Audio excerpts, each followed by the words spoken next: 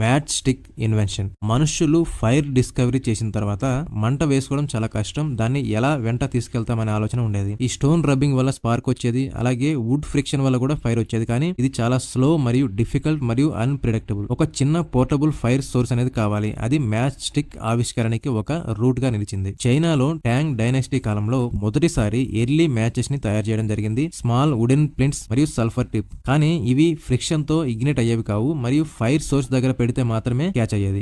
అంటే ఇవి portable candles కానీ రియల్ మ్యాచ్ స్టిక్స్ అయితే కావు. 1826 ఇంగ్లాండ్ లో జాన్ వాల్కర్ అనే ఒక కెమిస్ట్ కెమికల్ మిక్స్ చేసి ఒక స్టిక్ లో డిప్ చేయడం జరిగింది. అది డ్రై అయ్యాక అతను అనుకోకుండా టేబుల్ మీద రుద్ది చూడగానే ఒక పెద్ద బ్రైట్ స్పార్క్ మరియు ఫ్లేమ్ రావడం జరిగింది. అతను ఆశ్చర్యపోయాడు. ఫ్రిక్షన్ తో మంట పుడుతుంది అని అనుకున్నాడు. అదే ప్రపంచపు మొదటి ఫ్రిక్షన్ మ్యాచ్. అవి ఫ్రిక్షన్ లైట్స్ అనే పేరుతో అమ్మడం మొదలు పెట్టాడు. కానీ ఒక పెద్ద సమస్య ఏంటంటే వైట్ పాస్పరస్ డెడ్లీ మరియు పవర్ఫుల్. 1830s మరియు 1850s లో మ్యాచ్ స్టిక్స్ కంపెనీస్ ఒక షార్ట్ కట్స్ వాడాయి. వైట్ పాస్పరస్ టిప్ ఉపయోగించడం. ఇవి బ్రైట్ ఫ్లేమ్స్ ఇస్తాయి, అలాగే ఈజీ ఇగ్నిషన్, కానీ చాలా పాయిజనస్. వర్కర్స్ కి పాసీ జా అనే ఒక భయంకరమైన వ్యాధి రావడం, అలాగే పేలే ప్రమాదం ఉండడం లాంటివి సమస్యలు ఉండేవి. అంటే మ్యాచ్ స్టిక్ ఇండస్ట్రీ ప్రపంచంలో ఒక డెడ్లీ ఇండస్ట్రీగా మారింది. దీనికి ఒక సొల్యూషన్ గా సేఫ్టీ మ్యాచ్ ఇన్వెన్షన్ అనేది జరిగింది 1844 నుండి 1855 మధ్యలో. స్వీడన్ సైంటిస్ట్ ఒక సేఫ్ ఐడియా ఇవ్వడం జరిగింది. ఈ పాస్పరస్ ని స్టిక్ పై కాకుండా బాక్స్ సైడ్ పెడితే ఎలా ఉంటుందని ఆలోచించడం జరిగింది. ఈ మ్యాచ్ స్టిక్ టిప్ లో పొటాషియం క్లోరైడ్, సల్ఫర్